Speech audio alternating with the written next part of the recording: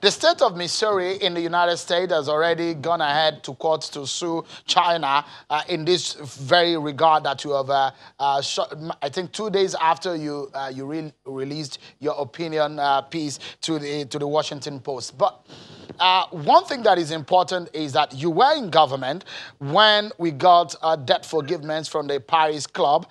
And at this point, it looks so much that we are back in that same shoes where we were some years back. Just how easy it is to get a debt forgiveness for a debt totaling about 25.7 trillion naira. So, I think that we need to sort of try to separate issues. There is the whole thing of the global debt that we owe, debts that we owe bilaterally and debts that we owe multilaterally. And when our continent began to pile up debts again, and especially commercial debt, commercial loans that it was taken from the euro bond market, I was one of the voices on the continent saying, I cannot believe that when we go back with the same pattern, we go borrowing in ways that do not guarantee that the economic benefit of our borrowing is going to enable us be prudent and responsible in paying back. I was in the midst of debt cancellation for a number of countries in Africa as vice president at the World Bank.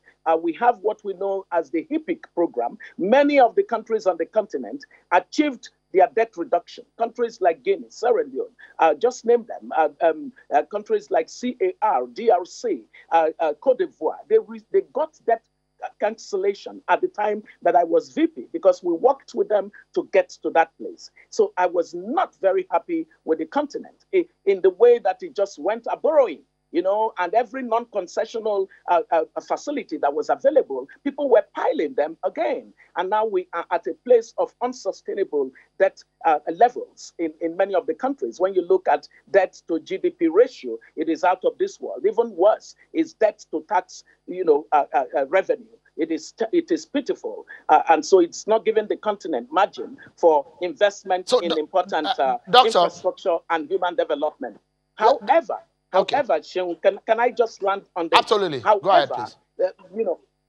However, on this matter that is specific for me, it is that we have a situation where a rich and powerful economy has behaved in a way that it is clear that there is a lack of transparency to how this whole pandemic, there is something that there's so much in terms of the opaqueness of what exactly happened. And the more that news, later on come out of China, the more you're left wondering, could this thing have been better managed to spare the world a pandemic that has ended up affecting the poor and vulnerable worse than it is affecting any other group of people? So that is my own argument. It is specific to this matter of behavior of the rich and powerful. Now, in the wider case of debt issues, I think that, the universal accord that is emerging is that, people who are owing, that they and their debtors can have a conversation,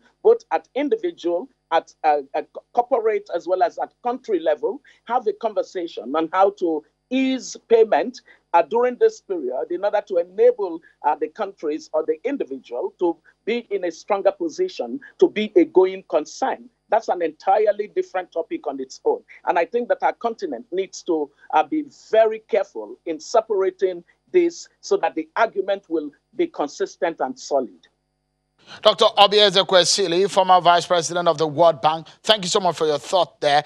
It looks so much that what you're pushing in, maybe the ECOWAS leaders and African leaders will listen to it, especially as it concerns Nigeria and how we can get out of this quagmire, especially in this very troubling time of the global fight against the COVID-19 pandemic. Thank you so much, sincerely, for talking to us tonight. Thank you. We take a break, and when we come back, we hear from a government official of what it means if should Nigeria get the debt forgiveness, how much would this mean for us as a country? Don't go anywhere.